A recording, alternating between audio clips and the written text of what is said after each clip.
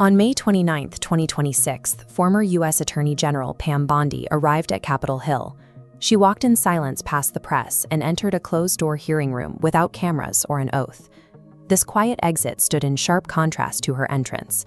Immediately after taking office in January of 2025, Attorney General Bondi stood at a White House podium and promised ultimate transparency, declaring that a list of Epstein's clients was sitting on her desk right then. Congress eventually forced the issue, passing the Epstein Files Transparency Act. By January 2026, the Department of Justice released over 3 million pages of records to the public.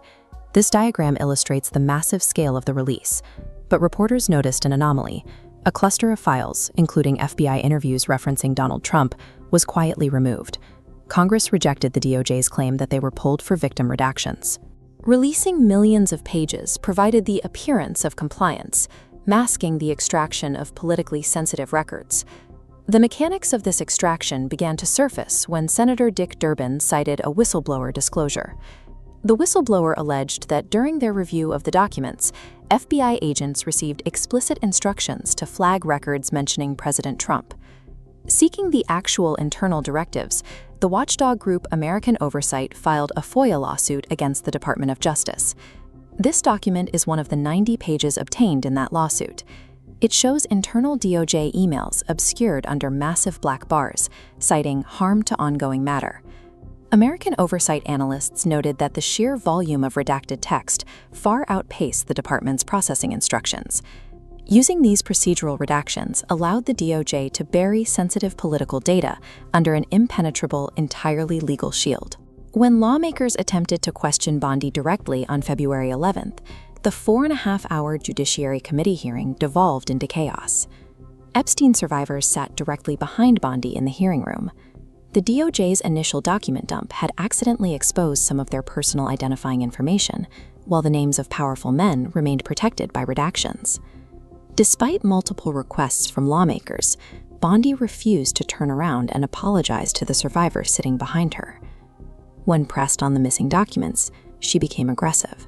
She called Representative Jamie Raskin a washed-up loser lawyer and pivoted to unprompted praise of Donald Trump. By engaging in partisan spectacle and personal insults, the Attorney General successfully derailed the questioning and kept the focus entirely off the missing files. The stonewalling frustrated lawmakers across the aisle, leading to a bipartisan subpoena from the House Oversight Committee. Representative Nancy Mace publicly alleged that more than 65,000 documents were still missing. Before Bondi could face that subpoena, President Trump abruptly fired her in early April. Because she was no longer Attorney General, her legal requirement to give a sworn, recorded deposition was immediately canceled.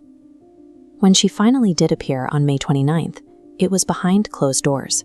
She was not under oath, no cameras were rolling, and a DOJ attorney sat beside her, blocking questions regarding the president.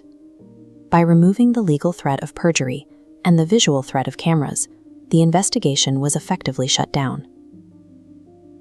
The official who began her tenure handing out binders to influencers at a televised White House podium ended it walking silently past the survivors she promised to help. We still do not know who authorized the flagging orders for the president's records, and we do not know what remains hidden inside the unreleased files. Institutional secrecy relies entirely on public exhaustion. We are waiting for the final transcript of that closed-door interview to drop, and we will cover it. Subscribe so you don't miss it, and help us hold this system accountable.